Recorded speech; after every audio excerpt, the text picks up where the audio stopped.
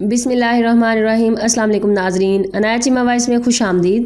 آج میں آپ کے ساتھ بہت ہی عمدہ سٹوری شیئر کرنے جا رہی ہوں۔ ناظرین تسی سٹوری پوری ویکھیا کرو تاکہ کچھ میرا حوصلہ بھی ودے تے نالے چینل سبسکرائب کرن دے نال بیل دا بٹن آن کر کے آل دا آپشن بھی سلیکٹ کر لیا کرو تاکہ میری تمام ویڈیو دا نوٹیفیکیشن تہانوں ملدا رہے۔ Thank you. استاد آخر استاد ہوتا ہے۔ کہتے ہیں کہ استاد استاد ہوتا ہے اور یہ بات بالکل 100% ٹھیک ہے۔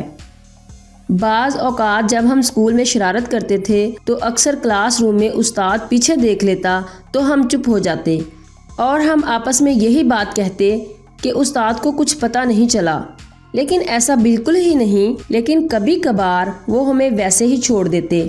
ایک دن پروفیسر صاحب انتہائی اہم موضوع پر لیکچر دے رہے تھے۔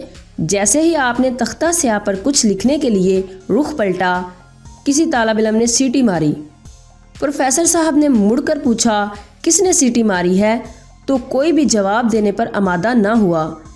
آپ نے قلم بند کر کے جیب میں رکھا اور رجسٹر اٹھا کر چلتے ہوئے کہا، میرا لیکچر اپنے اختتام کو پہنچا اور بس آج کے لیے اتنا ہی کافی ہے۔ پھر انہوں نے تھوڑا سا توقف کیا، رجسٹر واپس رکھتے ہوئے کہا، پروفیسر صاحب نے کہ چلو آج میں آپ کو قصہ سناتا ہوں تاکہ پیریڈ کا وقت بھی پورا ہو جائے۔ کہنے لگے، رات میں نے سونے کی بڑی کوشش کی مگر نیند کوسوں دور تھی۔ سوچا جا کر کار میں پیٹرول ڈلوا آتا ہوں تاکہ اس وقت پیدا ہوئی کچھ یکسانیت ختم ہو، سونے کا موڈ بنے اور میں صبح سویرے پیٹرول ڈلوانے کی زحمت سے بھی بچ جاؤں۔ پھر میں نے پیٹرول ڈلوا کر اسی علاقے میں ہی وقت گزاری کے لیے ادھر ادھر ڈرائیو شروع کر دی۔ کافی مٹر گشت کے بعد گھر واپسی کے لیے کار موڑی تو میری نظر سڑک کے کنارے کھڑی ایک لڑکی پر پڑی۔ نوجوان اور خوبصورت تو تھی مگر ساتھ میں بنی سنوری بھی، لگ رہا تھا کسی پارٹی سے واپس آئی ہے۔ میں نے کار ساتھ جا کر روکی اور پوچھا، کیا میں آپ کو آپ کے گھر چھوڑ دوں؟ کہنے لگی، اگر آپ ایسا کر دیں تو بہت مہربانی ہوگی، مجھے رات کی اس پہر سواری نہیں مل پا رہی۔ لڑکی اگلی سیٹ پر میرے ساتھ ہی بیٹھ گئی۔ گفتگو انتہائی مہذب اور سلجھی ہوئی کرتی تھی، ہر موضوع پر مکمل عبور اور ملکہ حاصل تھا، گویا علم اور ثقافت کا شاندار امتزاج تھی۔ میں جب اس کے بتائے ہوئے پتے پر اس کے گھر پہنچا تو اس نے اعتراف کرتے ہوئے کہا کہ اس نے مجھ جیسا باشعور اور نفیس انسان نہیں دیکھا اور اس کے دل میں میرے لیے پیار پیدا ہو گیا ہے۔ میں نے بھی اسے صاف صاف بتاتے ہوئے کہا، سچ تو یہ ہے کہ آپ بھی ایک شاہکار خاتون ہیں، مجھے بھی آپ سے انتہائی پیار ہو گیا ہے۔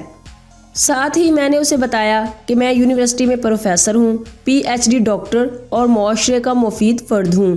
لڑکی نے میرا ٹیلی فون نمبر مانگا جو میں نے اسے بلا چونچراں دے دیا۔ میری یونیورسٹی کا سن کر اس نے خوش ہوتے ہوئے کہا، میری آپ سے ایک گزارش ہے۔ میں نے کہا، گزارش نہیں، حکم کرو۔